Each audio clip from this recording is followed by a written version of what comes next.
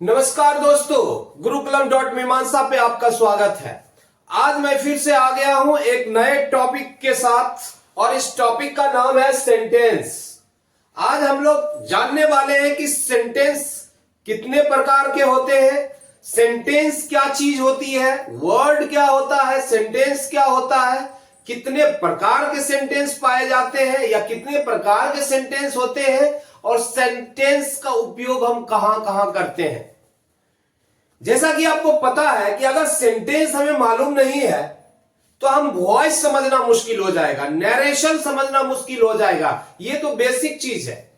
अगर सेंटेंस नहीं पता है तो पूरा स्ट्रक्चर नहीं समझ पाओगे आप। इसलिए बहुत जरूरी है, ये बहुत ही बेसिक चीज है इंग्लिश का। तो आइए चलते हैं, हम इसे समझते हैं कि ये सेंटेंस क्या चीज होती है। जैसा कि आप जानते हैं, मैं यहां पर इंग्लिश में और हिंदी में भी डेफिनेशन लिखा हूं ताकि हिंदी वाले भी समझ सके और इंग्लिश मीडियम वाले भी समझ सके। तो क्या है इसका definition? A group of words which make a complete sense is called a sentence. Hindi में कैसे बोलेंगे? शब्दों के सार्थक समूह को वाक्य कहते हैं। तो अब समझना यह है कि आप इंग्लिश की शुरुआत कहां से करते हो। हम जब इंग्लिश पढ़ते हैं तो उसकी शुरुआत करते हैं अल्फाबेट से। किससे करते हैं? अल्फाबेट से। तो अगर हम हिंदी के स्टूडेंट हैं तो आप हिंदी में कैसे समझते हो? भाषा की सबसे छोटी इकाई जिसके टुकड़े नहीं किए जा सकते वर्ण कहलाता है ना। तो उसी प्रकार से इंग्लिश में भी अल्फाबेट जो है, ये कह सकते हो इंग्लिश लैंग्वेज के बहुत ये क्या है, स्मॉलेस्ट यूनिट है जिसको हम डिवाइड नहीं कर सकते हैं। ये स्मॉलेस्ट यूनिट है जिसको हम डिवाइड नहीं कर सकते हैं। अल्फाबेट पता ही आपको, ए बी सी डी, ये सारा जेड तक हमारा चलता है। तो ये सबसे छोटा यूनिट है इंग्लिश लैंग्वेज में। और जब अल्फाबेट आपस में मिलते एक ग्रुप बनता है तो वर्ड का निर्माण होता है। A group of alphabets, a group of alphabets, a group of alphabets which make a complete sense, which make a complete sense, which make a complete sense, complete sense is called word, is called word. मैंने क्या लिखा? A group of alphabets. A group of मतलब एक से ज्यादा alphabet आपस में मिलते हैं, वो भी सार्थक हो, तब वो शब्द का निर्माण करता, तब वर्ड का निर्माण करता। कैसे? अगर हम लिखते हैं यहां DOG डॉग, अगर यहां पर DOG डॉग है, अगर हम इसको OGD लिख दें तो क्या ये वर्ड हुआ क्या? क्योंकि ये सार्थक मेल नहीं है, इससे सेंस नहीं बन रहा है। दुनिया में ऐसा कोई चीज नहीं है जिसको OGD करते हैं, है ना। अरे भाई, दुनिया में जो एग्जिस्ट करता है उसी का तो शब्द बनता है, उसी के बारे में तो विषय वस्तु तो वही है हमारा, तो वर्ड भी तो वही बनने वाला है ना। तो जो एग्जिस्ट नहीं कर रहा है, जिसका कोई मतलब नहीं है, कोई तुक नहीं है, तो निरर्थक शब्द कहते हैं, यूजलेस है वो, है ना। इसलिए सार्थक होना चाहिए, जिसका कंप्लीट एक सेंस होना चाहिए, जो एग्जिस्ट करता है वो होना चाहिए, उसको हम कहते हैं वर्ड्स। उसी प्रकार से जब हम कहते हैं यहां पर कि अल्फाबेट्स आपस में मिलते हैं तो क्या बनाता है? वर्ड्स। उसी प्रकार से एक ग्रुप ऑफ वर्ड्स, जब शब्दों का समूह जिसका एक सेंस हो, है ना, सही ऑर्डर में हो, तब वो सेंटेंस कहलाता है। आइए हम इसे भी समझते हैं। तो हम क्या कह सकते हैं? एक ग्रुप ऑफ वर्ड्स, समझे, एग्जांपल से समझते हैं। ही इज अ बॉय, वह एक लड़का है। अब इसको हम लोग, ये सही क्रम में है, जिसका मतलब हमें समझ में आ रहा है, वह एक लड़का है। अगर हम लिखते हैं बॉय ए इज ही, इससे क्या अर्थ निकलता है? इसका क्या मीनिंग निकलता है? इसका मीनिंग पता ही नहीं चल रहा है, एक सही क्रम नहीं है, समझ में नहीं आ रहा। बॉय है, ए है, इज है, ही है, इसका सही क्रम नहीं है। इसीलिए कहा जाता है सेंटेंस क्या है, जो शब्दों का सही क्रम भी होनी चाहिए, उसका एक कंप्लीट मीनिंग होनी चाहिए। अगर शब्दों का सही क्रम हो, उसका अगर एक कंप्लीट मीनिंग हो, है ना, और शब्दों का वो समूह है, तो क्या कहलाता है, सेंटेंस कहलाता है ना। तो आई थिंक मुझे लगता है ये कॉन्सेप्ट आपका क्लियर हो गया होगा। लेकिन कई बार शब्दों का समूह सेंटेंस नहीं होता है। जैसे हम कहते हैं जाओ, तो क्या हो गया, यहां मैंने बोला जाओ, गो। अब गो मैंने बोला, ऐसा भी तो होता है, हम ऑर्डर देते हैं। यहां पर हिडन है, इंपेरेटिव सेंटेंस है, ये एक वर्ड का भी सेंटेंस हो सकता है अगर उसका मीनिंग निकल रहा है तो। ये कुछ कुछ होते हैं, ज्यादातर नहीं होते हैं, है ना। इसलिए उसको डेफिनेशन, ग्रामेरियन ने अगर लिखा है definition, A group of words which make a complete sense is called a sentence, ये गलत नहीं लिखा है, लेकिन अब बाद में नोट करने के लिए ये भी बता देता है कि भाई ऐसा भी हो सकता है। गो है ना, सिट डाउन, ये क्या है ना, अटैक। कमांडर अगर फौज अगर वो बैटलफील्ड में रहे तो क्या बोलेगा, अटैक। तो यहां पे एक ही वर्ड तो इस्तेमाल कर रहा है, लेकिन है वो लाइन, है ना, वो सेंटेंस है। तो ये नोट करके आप ये समझ लो कि एक वर्ड का भी सेंटेंस हो सकता है। जनरली कितने प्रकार के सेंटेंस होते हैं, बेसिक रूप से हम बिल्कुल बेसिक क्लास ले रहे हैं।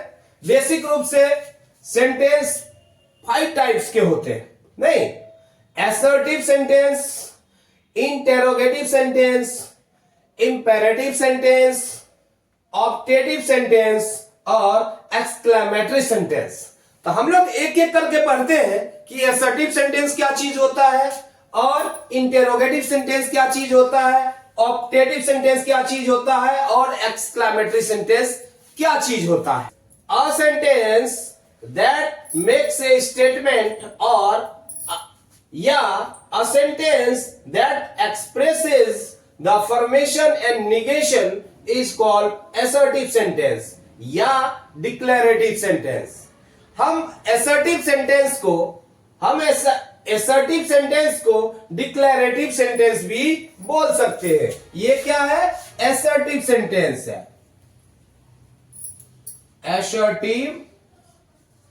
assertive सेंटेंस है। तो assertive सेंटेंस किसको कहते हैं, तो assertive सेंटेंस ऐसा सेंटेंस जिससे अफर्मेशन का भाव हो और या जिसमें निगेशन का भाव हो। मतलब हम जो कुछ भी बोलते हैं, वैसे पूरे सेंटेंस को आप देखोगे तो 2 ही प्रकार के सेंटेंस होते हैं, या तो अफर्मेटिव होता है या नेगेटिव ही होता है। कोई जितने भी प्रकार के सेंटेंस है, दोनों का अगर समेटना चाहोगे तो 2 ही सेंटेंस में आप समेट सकते हो। जितने भी तरह का सेंटेंस होता है, या तो अफर्मेटिव होता है या नेगेटिव होता है, लेकिन हम लोग अलग अलग तरीके से प्रयोग करते हैं। तो ग्रामेरियन ने उसको अलग अलग तरीके का बना दिया, उसका एक नाम दे दिया है कि पूछने के लिए हम कहते हैं तो इंटेरोगेटिव बना दिया। अगर जहां पर हम छोटे छोटे वाक्यों का यूज करते हैं बोलने के लिए, रिक्वेस्ट करने का, आइए, बैठिए, प्लीज कम, गो देयर, इस तरह का, तो उसको इंपेरेटिव में डाल दिया उन्होंने। तो वो अध्ययन की सुविधा के लिए उन्होंने कई कैटेगरी में डाल दिया है उसको।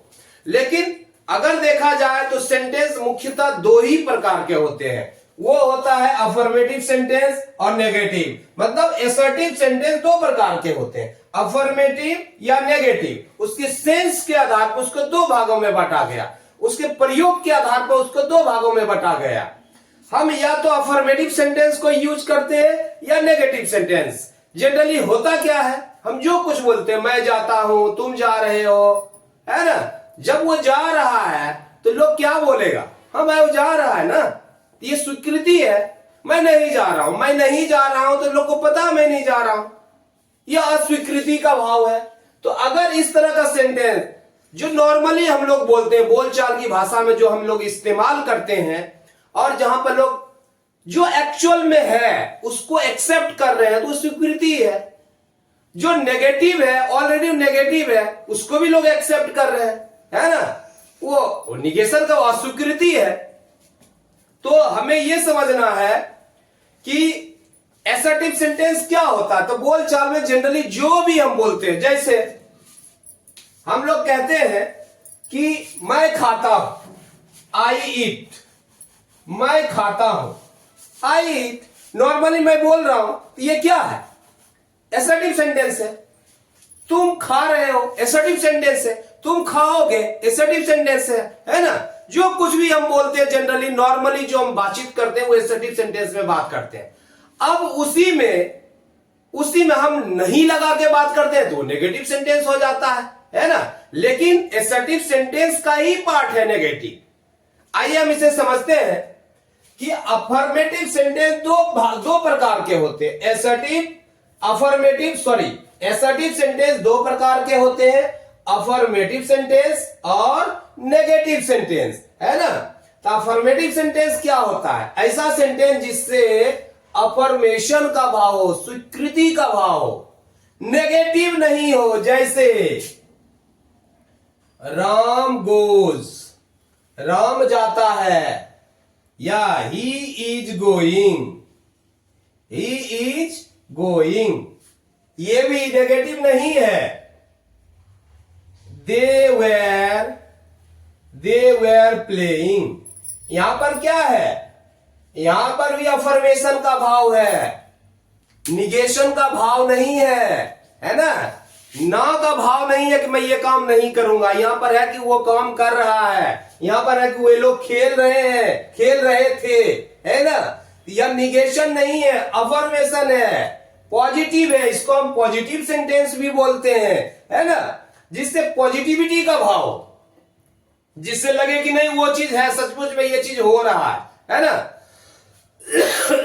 तो ऐसे सेंटेंस को हम पॉजिटिव सेंटेंस भी कहते हैं या अफर्मेटिव सेंटेंस कहते हैं। दूसरा है नेगेटिव सेंटेंस, जिससे निगेशन का भाव हो, जिससे किसी कार्य को या कुछ भी को ना होने का बोध हो, नेगेटिविटी का बोध हो, तो हम उसे नेगेटिव सेंटेंस बोलते हैं। A sentence which makes a negative statement is called negative sentence। अब उसी बात को हम कैसे बोलेंगे? I eat है, तो हम इसको नेगेटिव में कैसे बोल सकते हैं? I do not, क्या कहेंगे? I do not eat, I do not eat, ये क्या हो गया? नेगेटिव है, नेगेटिव सेंटेंस है। They were not going, they were not going, वे लोग नहीं जा रहे थे। अरे जहां नॉट लग गया वो नेगेटिव हो गया, जहां नेवर लग गया वो नेगेटिव हो गया। तो नेगेटिव भी हम कई तरीके से बनाते हैं। तो नेगेटिव सेंटेंस बनाना बहुत ही आसान है। जहां जहां नॉट लगा रहता है वो नेगेटिव सेंटेंस है। जनरली हम नेगेटिव सेंटेंस कैसे बनाते हैं? जहां पर नो रहता है या नॉट से हम बनाते हैं, नाइदर रहता है ना, नथिंग रहता है, सेल्डम रहता है, हार्डली रहता है। हम इस प्रकार से no, not, neither, nothing, seldom, hardly, इस प्रकार से हम लोग नेगेटिव सेंटेंस बनाते हैं। तो समझना आसान है, अफर्मेटिव सेंटेंस या नेगेटिव सेंटेंस, ये तो समझना बिल्कुल मोस्ट इंपॉर्टेंट है। अब हम लोग समझते हैं इंटेरोगेटिव सेंटेंस। अब इंटेरोगेटिव सेंटेंस क्या चीज होती है? The sentence which is used to ask a question is called interrogative sentence. ऐसा सेंटेंस जो क्वेश्चन पूछने के लिए यूज किया जाता है, इंटेरोगेटिव सेंटेंस कहा जाता है। जैसे भाई तुम कहां जा रहे हो, क्या तुम काम कर रहे हो, क्या तुम हंस रहे हो, क्या तुम लिख रहे हो, तुम क्यों लिख रहे हो, तुम कैसे लिख रहे हो, तुम कैसे जा रहे हो। इस तरह का सेंटेंस हम अपने बराबर हम लोग प्रयोग करते रहते हैं, है ना। दिन भर हम लोग इस तरह के सेंटेंस का उपयोग करते हैं। तो ऐसे सेंटेंस जिसको क्वेश्चन पूछने के लिए यूज करते हैं उसको इंटेरोगेटिव सेंटेंस कहा जाता है। जनरली इंटेरोगेटिव सेंटेंस दो प्रकार के होते हैं। एक होता है यस नो इंटेरोगेटिव, दूसरा होता है WH इंटेरोगेटिव। तो यस नो इंटेरोगेटिव क्या होता है? तो जनरली यस नो इंटेरोगेटिव जो होता है वो ऑक्सिलरी वर्ब से शुरू होता है। नहीं, यस नो होता है, उसका जवाब यस नो में आता है। जैसे आर यू गोइंग, क्या तुम जा रहे हो, क्वेश्चन मार्क, है ना? Do you right, do you right, do you right, question mark, है ना? Have you gone, have you gone, क्या तुम जा चुके हो? हैव यू गॉन, क्या तुम जा चुके हो? हैव यू गॉन, ये क्या हो गया? इसका जवाब तो क्या देगा? हाँ मैं जा चुका हूं, हाँ, है ना? तो जनरली ये स्टार्ट होता है ऑक्सिलरी वर्ब से। क्या होता है? ऑक्सिलरी वर्ब बोल सकते हो या हेल्पिंग वर्ब भी इसे बोल सकते हो आप। हेल्पिंग वर्ब क्या होता है? हेल्पिंग वर्ब प्लस सब्जेक्ट होता है इसमें, प्लस मेन वर्ब भी होता है ना? प्लस मेन वर्ब भी होता है, तो डिपेंड करता है। प्लस अदर वर्ड्स भी होता है। क्वेश्चन मार्क होता है, तो ये यस नो इंटेरोगेटिव कहलाते हैं, है ना? उसी प्रकार से हम पास्ट टेंस भी बोल सकते हैं। Where you going, did you write, है ना? हैड यू गॉन बिफोर, इस प्रकार से अगर हम बोलते हैं तो वो यस नो इंटेरोगेटिव सेंटेंस कहलाता है। WH जनरली WH से शुरू होता है। किससे शुरू होता है? यही स्ट्रक्चर होता है, बाकी सारा का सारा वही होता है। जैसे हु से, व्हाट से, इसमें हम प्रयोजन पूछते हैं। क्यों जा रहे हो, कहां जा रहे हो, कैसे जा रहे हो, कब जा रहे हो, क्या कर रहे हो, डिटेलिंग बताना पड़ता है ना? मैं बगीचे में कुदाल चला रहा हूं, मैं पौधा लगा रहा हूं, तो थोड़ा डिटेलिंग में बताना पड़ता है, क्यों कैसे वाले में। Who, what, when, and how, whom, whose, generally इस तरीके से जो है सारे के सारे प्रयोग किए जाते हैं। तब इसके साथ हम क्या प्रयोग करते हैं? तब हम ऑक्सिलरी वर्ब या हेल्पिंग वर्ब को रखते हैं। इसके बाद हेल्पिंग वर्ब प्लस सब्जेक्ट, है ना? प्लस मेन वर्ब या जो कुछ होता है, प्लस अदर वर्ड्स। इस प्रकार से इसका स्ट्रक्चर होता है। जैसे अगर इसी को हम लेते हैं, आर यू गोइंग है तो क्या होगा? Where are you going, where are you going, where are you going, तुम कहां जा रहे हो गया, WH इंटेरोगेटिव बन गया। उसी प्रकार से है do you right, do you right, तो इसको हम इस प्रकार से भी लिख सकते हैं, where do you write, where या व्हेन डू यू राइट, इस प्रकार से भी हम बोल सकते हैं। When do you write, when do you write, when do you write, तुम कब लिखते हो, है ना? Who are you, who are you, तुम कौन हो? तो यहां पर डिपेंड करता, मैंने क्या कहा, WH plus helping verb plus subject है, तो कहीं कहीं पर हो सकता हमारा ऑब्जेक्ट नहीं आए, मेन वर्ब की जरूरत नहीं पड़े, डिपेंड करता है, वो सेंटेंस के स्ट्रक्चर पे डिपेंड करता है। लेकिन सामान्य रूप से जो यूज किया जाता है वो मैंने बताया आपको। उसी प्रकार से what are you doing, what are you doing, आप क्या कर रहे हैं? What is this, what is this, है ना? तो कहीं कहीं आपको हेल्पिंग वर्ब तो रहेगा ही रहेगा, और कहीं कहीं पर आपको क्या है, मेन वर्ब रह भी सकता है, मेन वर्ब नहीं भी रह सकता है। हम बाद में हम लोग वर्ब में समझेंगे कि मेन वर्ब किसको कहते हैं। आप जैसा कि जानते हैं, अगर मेन वर्ब नहीं रहता है तो ये जो है हेल्पिंग वर्ब ही मेन वर्ब का कार्य करता है। सिर्फ इतना बता रहा हूं, ये बाकी हम भर वाले में जाएंगे तो भर वाले में डिस्कस करेंगे। तो मुझे लगता है ये यस नो इंटेरोगेटिव क्लियर हो चुका है, WH इंटेरोगेटिव क्लियर हो चुका है। जो WH who, what, how, when ये सब से शुरू होता है ये WH इंटेरोगेटिव है। जो हेल्पिंग वर्ब से शुरू होता है वो यस नो इंटेरोगेटिव है। आई थिंक इंटेरोगेटिव सेंटेंस आपका क्लियर हो गया। इंपेरेटिव सेंटेंस, इंपेरेटिव सेंटेंस क्या होता है, इसको हम लोग हिंदी में आज्ञार्थक वाक्य बोलते हैं। अ sentence that expresses order, a request or a piece of advice is called imperative sentence. ऐसा वाक्य जिससे ऑर्डर का भाव दिखे, जिससे रिक्वेस्ट का भाव दिखे, जिससे एडवाइस का भाव, जिससे सलाह का भाव दिखे, जिससे अनुग्रह विनय का भाव दिखे, नहीं विनती का भाव दिखे, और जिससे ऑर्डर का भाव दिखे, ऐसे सेंटेंस को इंपेरेटिव सेंटेंस कहते हैं। और इसमें जनरली क्या होता है, यू छिपा रहता है, क्योंकि इसमें एक बोलने वाला होता है, एक सुनने वाला होता है ना। तो अगर हम सामने तो बोलते गो, ऐसे तो नहीं बोलते तुम जाओ, ढेर सारा रहेगा तो हम बोलेंगे यू गो। अब कई बच्चे हैं, अब 4-5 बच्चे तो बोलेंगे यू गो, अगर एक ही है तो क्या बोलेंगे, गो सिट डाउन, इस तरीके से हम बात करेंगे, है ना। तो वहां पर हिडन होता है, यहां जो यू है, यहां पर यू जो है, यू हिडन है, क्या है, हिडन है, छुपा हुआ है यू, यहां पर यू जो है छुपा रहता है, और इसीलिए यहां पर हम सब्जेक्ट नहीं दिखते हैं, डायरेक्ट वर्ब है ना। यू एक्चुअली यहां पर क्या होता है, छुपा रहता है। और जनरली ये कैसे शुरू होता है, डायरेक्ट भी बोल सकते हैं, गो टू स्कूल, स्कूल जाओ, go to school, bring a glass of water, एक ग्लास पानी लाओ, please have a cup of tea, क्या है ये रिक्वेस्ट है, प्लीज कम सिट डाउन, ऐसे भी बोलते हैं, आइए बैठिए, रिक्वेस्ट कर रहे हैं हम। उसी प्रकार से हेल्प द पुअर, यहां एडवाइस हो जाता है, गरीबों की मदद करो, है ना।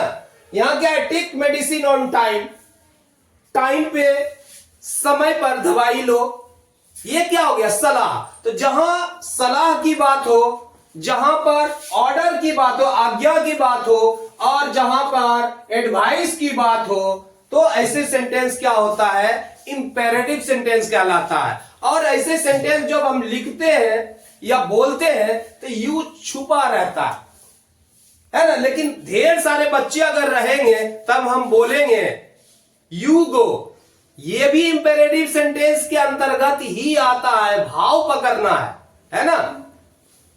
तो मुझे लगता है ये भी कॉन्सेप्ट कई बार एक ही वर्ड का होता, रन, गो, ऐसे भी होता है। इंपेरेटिव सेंटेंस वन वर्ड का भी हो सकता है, और जनरली इसमें हम फुल स्टॉप का प्रयोग करते हैं। अब ऑप्टेटिव सेंटेंस, ऑप्टेटिव सेंटेंस क्या है, a sentence that expresses innermost feelings, blessings, curse, prayer और wish is called an optative sentence.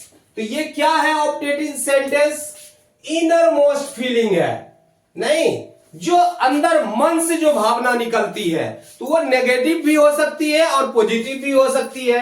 इसमें आशीर्वाद का भाव होता है, इसमें श्राप, कर्स, श्राप का भाव होता है, प्रार्थना का भाव होता है, और विश का भाव होता है, मुबारकबाद का भाव होता है। तो हम लोग अपने जीवन में हर तरह के भाव को अभिव्यक्त करते हैं। तो जब भी हम आशीर्वाद देने या प्रार्थना करने का भाव हो, किसी को मुबारकबाद देने का भाव हो, या किसी को आशीर्वाद देने का भाव हो, या किसी को श्रापित करने का भाव हो, श्राप देने का भाव हो, अगर ऐसा हो तो हम क्या कहते हैं, ऐसे सेंटेंस को ऑप्टेटिव सेंटेंस कहा जाता है। नहीं, हम इसे एग्जांपल से समझते हैं। जनरली ऑप्टेटिव सेंटेंस के लास्ट में इंटरजेक्शन साइन का प्रयोग किया जाता है, लेकिन जरूरी नहीं है विदाउट इंटरजेक्शन साइन भी इसका प्रयोग किया जाता है। हमें भाव को पकड़ना है कि ये क्या अभिव्यक्त कर रहा है। अगर ये ब्लेसिंग को अभिव्यक्त कर रहा है, अगर ये कर्स को अभिव्यक्त कर रहा है, अगर ये प्रेयर को अभिव्यक्त कर रहा है, अगर ये विश को अभिव्यक्त कर रहा है, तो ये ऑप्टेटिव सेंटेंस होगा, है ना। तो हमें ये देखना, ये समझते हैं God bless you, interjection sign है ना, भगवान तुम्हारा भला करे। मे गॉड ब्लेस यू, इसे हम इस प्रकार से भी लिख सकते हैं, may God bless you full stop, यहां हम इस प्रकार से भी इसे व्यक्त कर सकते हैं। जनरली ये मे से शुरू होता है और विदाउट मे भी ये शुरू होता है। जैसे all the best for your examination, all the best for your examination. Examination यहां पर क्या है, यहां पर विश कर रहे हैं हम किसी को, है ना। उसी प्रकार से है नेगेटिव सेंस क्या है, मे यू डाई, तुम मर जाओ, ये नेगेटिव सेंस है ना। किसी को हम श्राप दे रहे हैं, श्रापित कर रहे हैं, कुवचन बोल रहे हैं, मे यू डाई, तुम मर जाओ, ऐसा अंदर मन से बोल रहे हैं, तो ये हो गया ऑप्टेटिव सेंटेंस। उसी प्रकार से मे दैट बिल्डिंग कोलैप्स, वो बिल्डिंग ढह जाए, ध्वस्त हो जाए, इस तरह की भावना अभिव्यक्त करते हैं, तो ये भी क्या है, ऑप्टेटिव सेंटेंस है। उसी प्रकार से a happy birthday to you, यहां पर क्या कर रहे हैं हम, विश कर रहे हैं किसी को, है ना। Many many happy returns of the day, ये भी हम विश कर रहे हैं किसी को, यह दिन बार बार आपके जीवन में आए। मे यू गेट सक्सेस, आपको सफलता मिले, ये भी क्या है, विश कर रहे हैं हम, है ना। उसी प्रकार से है may you be blessed with a son, आपको एक बेटे की प्राप्ति हो, है ना, आपको एक बेटा हो जाए, इस तरह की भावना भी हम विश करते हैं। May all your dreams come true, भगवान करे तुम्हारा सारा, यहां पर क्या, इसका मतलब यही होता है, may all your dreams come true, भगवान करे तुम्हारी सारे सपने पूरे हो, सच हो, है ना। तो इस तरह के सेंटेंस जो होते हैं ऑप्टेटिव सेंटेंस होते हैं। तो मुझे लगता है कि यहां पर कोई दिक्कत नहीं है, कोई कंफ्यूजन नहीं है। आप विद इंटरजेक्शन साइन भी प्रयोग होता है और विदाउट इंटरजेक्शन साइन भी ये प्रयोग होता है। तो मुझे लगता है ये कॉन्सेप्ट आपका क्लियर है। अब एक्सक्लेमेटरी सेंटेंस, पहले हम समझते हैं ये एक्सक्लेमेटरी सेंटेंस क्या होता है। A sentence that expresses some sudden or strong feeling of the mind is called an exclamatory sentence। ये क्या है, सडन फीलिंग है, ये अचानक फीलिंग निकलता है, तो हम इसमें अलग अलग तरह का भाव व्यक्त करते हैं, अलग अलग सिचुएशन में अलग अलग तरह से हम रिएक्ट करते हैं। तो जनरली इसमें किस तरह का भाव होता है, जॉय का भाव होता है, सरप्राइज आश्चर्य का भाव होता है, खुशी का भाव होता है, क्रोध का भाव होता है, अचानक जो क्रोध होता है, रिग्रेट अफसोस का भाव होता है, अप्लाउज किसी को हम प्रोत्साहन देते हैं उसका भाव होता है, सोरो दुख का भाव होता है, कंटेम्प्ट घृणा का भाव होता है। इस तरह का अचानक जो फीलिंग निकलती है, हम ऐसे सेंटेंस को एक्सक्लेमेटरी सेंटेंस कहते हैं। इससे आप एग्जांपल से समझ लो कि आपको कहीं पर कोई दर्द हो रहा है कस के, अगर कोई आदमी आता है आपको ऐसे पूछता है कहां दर्द हो रहा है, तो वो ऐसे छुआ, थोड़ा सा दबाया, तो आप कैसे करते रिएक्ट, ओह ये अचानक फीलिंग है, और ज्यादा किया, ये क्या है, ये भी अचानक ही फीलिंग है ना। तो और ज्यादा दबा दे तो और भी आप कुछ और तरीके से रिएक्ट करोगे। जो सडन फीलिंग है ना, वो सडन फीलिंग ही एक्सक्लेमेटरी सेंटेंस है ना, एक्सक्लेमेटरी सेंटेंस कहलाता है। आइए हम इसे एग्जांपल से समझते हैं। ये generally oh, alas, bravo, hurrah, fie fie ये सबसे भी शुरू होता है, लेकिन हाउ से, व्हाट से भी शुरू होता है ये। लेकिन ये देखना है कि किस तरह से भाव अभिव्यक्त कर रहा है, उससे हमें पता चलेगा कि एक्सक्लेमेटरी है या नहीं है। अगर सडन फीलिंग है तो ये एक्सक्लेमेटरी सेंटेंस है। तो समझते हैं इस एग्जांपल से, हाउ ब्यूटीफुल, कितना सुंदर, कोई दृश्य अगर दिखा और आप कहते हाउ ब्यूटीफुल, तो ये क्या हो गया, हम अपनी बढ़ा चढ़ा के अपनी भावनाओं का अभिव्यक्त करते हैं, लेकिन अचानक से अभिव्यक्त करते हैं, है ना। तो ये क्या हो गया, ये हाउ ब्यूटीफुल, ये क्या कह सकते हो, इसको जॉय कह सकते हो, इस तरह का भाव अभिव्यक्त कर रहे हैं। व्हाट एन आइडिया, यहां पर भी सरप्राइज का भाव है, सॉरी हाउ ब्यूटीफुल में सरप्राइज का भाव है। व्हाट एन आइडिया, ये भी सरप्राइज का भाव है। वेल डन मोहन, शाबाश अप्लाउज का भाव है। हाउ टेरेबल, कितना भयानक, यहां भी सरप्राइज का भाव है। Bravo, we have won the match, यहां पर अप्लाउज का भाव है, जॉय का भाव है, खुशी का। एलास, आई एम रूइंड, हाय मैं बर्बाद हो गया, यहां पर क्या है, सौरो का भाव है, फाई डोंट गैम्बल, छी छी छी, जुआ मत खेलो, है ना। यहां पर क्या है, कंटेम्प्ट का भाव है, घृणा का भाव है। हाउ क्लेवर यू आर, कितने चालाक हो तुम, है ना। What a place it is, how clever you are, यहां भी सरप्राइज का भाव है। What a place it is, क्या क्या जगह है, तो यहां भी सरप्राइज का भाव है। तो इस तरह के सेंटेंस जो होते हैं क्या कहलाते हैं, एक्सक्लेमेटरी सेंटेंस कहलाते हैं। तो मैं बहुत ज्यादा टाइम नहीं लिया आपका, बहुत ज्यादा बढ़ा चढ़ा के 1 घंटे का लंबा चौड़ा मैं नहीं बनाना चाह रहा था। मैं चाह रहा था कि जितना जल्दी हो जाए, बेसिक आइडिया आपका क्लियर हो जाए, ताकि आपको वॉइस समझने में आसान हो, नरेशन समझने में आसान हो। कई जगह पर इसका यूज होने वाला है। तो आई थिंक, मुझे लगता है आपका वीडियो क्लियर हो गया होगा कि हमारा असर्टिव सेंटेंस क्या होता है, इंपेरेटिव सेंटेंस क्या होता है, ऑप्टेटिव सेंटेंस क्या होता है, इंटेरोगेटिव सेंटेंस क्या होता है, और एक्सक्लेमेटरी सेंटेंस क्या होता है। मैंने बताया कि मुख्यतः 2 ही प्रकार के सेंटेंस होते हैं, या तो नेगेटिव होते हैं या पॉजिटिव, मतलब असर्टिव ही सेंटेंस होता है सारा। अब किसी भी, जितने भी इंपेरेटिव सेंटेंस हो, या इंटेरोगेटिव सेंटेंस हो, या एक्सक्लेमेटरी सेंटेंस हो, हर में नेगेटिव भाव और पॉजिटिव भाव है ना। मुख्य रूप से 2 ही है, लेकिन हम लोग व्यवहारिक रूप से अलग अलग तरह से प्रयोग करते हैं। तो ग्रामेरियन ने उसको भी कैटेगराइज कर दिया अलग अलग प्रकार से, है ना। तो हमें उस प्रकार से भी समझना है, ताकि हमको अध्ययन करने में, नरेशन बनाने में, वॉइस बनाने में, और भी उसके समझने में हमें मदद मिले। आई थिंक आपका ये कॉन्सेप्ट क्लियर हो गया होगा, और मुझे लगता है आपको ये वीडियो पसंद भी आया होगा। अगर वीडियो आपको पसंद आया हो तो जरूर मेरे चैनल को सब्सक्राइब करें, वीडियो को जरूर लाइक करें, ताकि ज्यादा से ज्यादा लोगों तक ये पहुंच पाए, और ज्यादा से ज्यादा शेयर करें। Thank you so much. जय हिंद, जय भारत।